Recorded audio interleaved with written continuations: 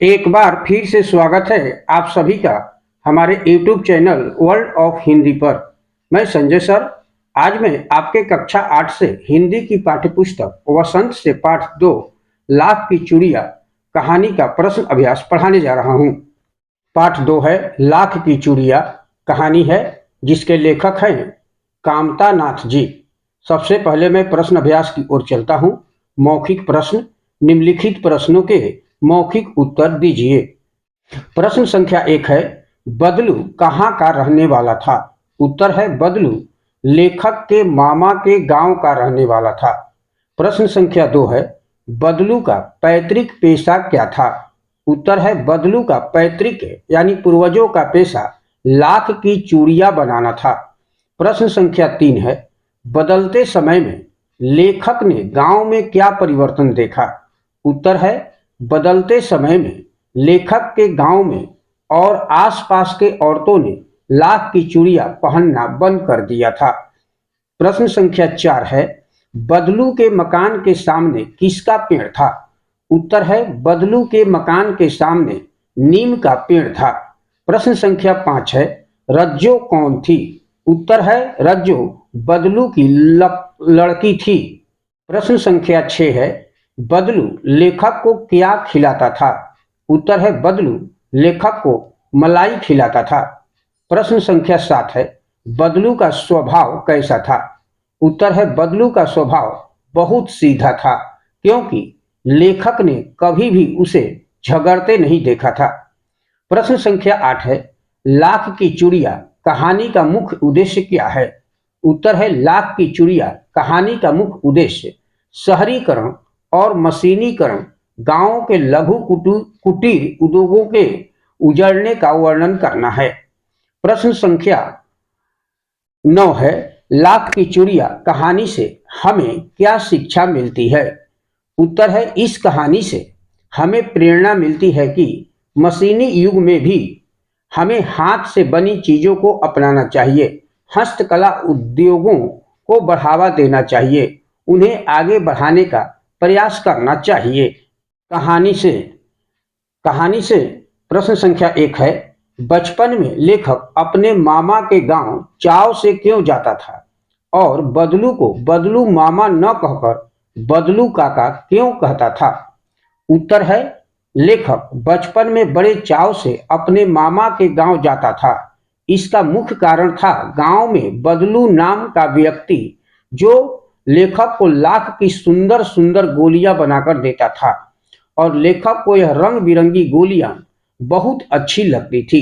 लेखक बदलू को मामा न कहकर काका इसलिए कहता था क्योंकि उस गांव के सभी बच्चे उसे बदलू काका ही कहकर बुलाते थे। प्रश्न संख्या 2 है वस्तु विनिमय क्या है। विनिमय की प्रचलित पद्धति क्या है। उत्तर है वस्तु विनिमय पद्धति का अर्थ है किसी वस्तु के बदले में वस्तु देना। जैसे बदलू गांव की स्त्रियों को चूड़ियां पैसे में न देकर अनाज के बदले में देता था। आज के समय में वस्तु विनिमय का पद्धति समाप्त हो चुकी है। आज के दौर में वस्तु विनिमय की सबसे प्रचलित पद्धति रुपया और पैसा है। प्रश्न संख्या 3 है मशीनी युग ने कितने हाथ काट दिए हैं। इस पंक्ति में लेखक ने किस व्यथा की ओर संकेत किया है। उत्तर है मशीनी युग ने कितने हाथ काट दिए हैं। प्रस्तुत पंक्तियों में लेखक ने मशीनों के प्रयोग के कारण समाज में बढ़ती बेरोजगारी और बेकारी की समस्या की ओर संकेत किया है। मशीनीकरण के कारण हस्तशिल्प पर बहुत बुरा प्रभाव पड़ा। कारीगरों के पैतृक व्यवसाय बंद हो गए। मशीनों के आगमन से कारीगरों की रोजी रोटी का साधन खत्म हो गया। प्रश्न संख्या 4 है बदलू के मन में ऐसी कौन सी व्यथा थी जो लेखक से छिपी न रह सकी।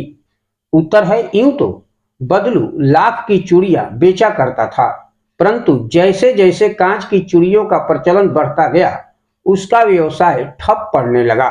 अपने व्यवसाय की यह दुर्दशा बदलू को मन ही मन कचोटती थी। बदलू के मन की यह व्यथा लेखक से छिपी न रह सकी।